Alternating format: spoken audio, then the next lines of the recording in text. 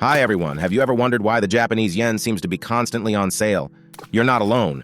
While everyone else seems to be freaking out about inflation, Japan's stuck in a whole other zone, deflation. That's right, prices keep going down over there, but why? Buckle up because we're about to dive into the surprising history of Japan's weak currency and the battle against deflation that's been going on for decades.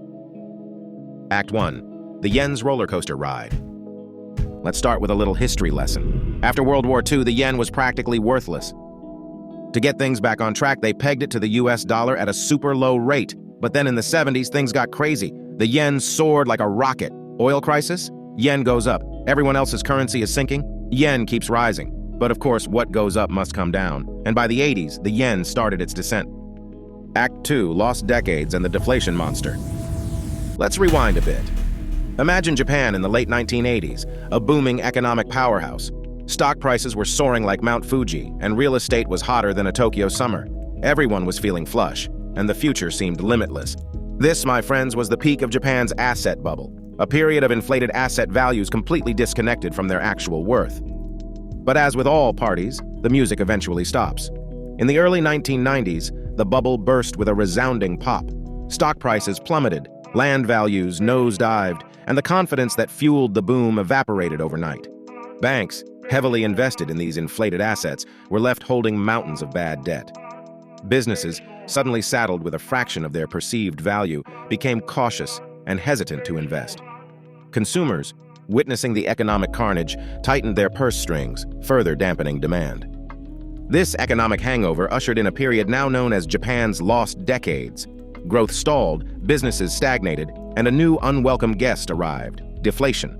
Deflation, the sustained decrease in prices, became a vicious cycle.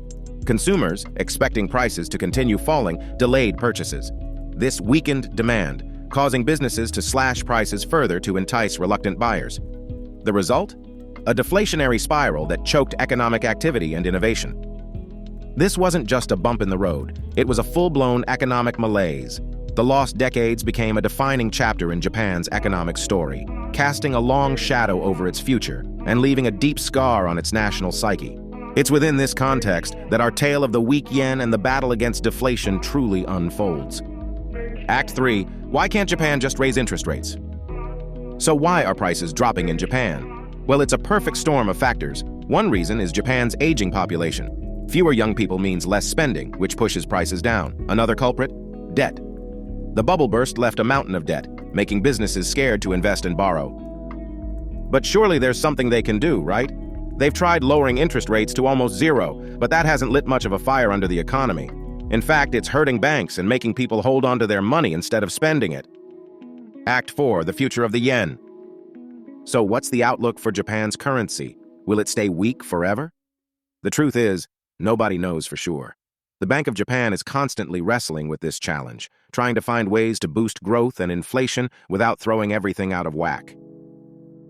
Japan's economic situation is complex, but hopefully, this video gave you a better understanding of the why behind the weak yen and the deflation puzzle.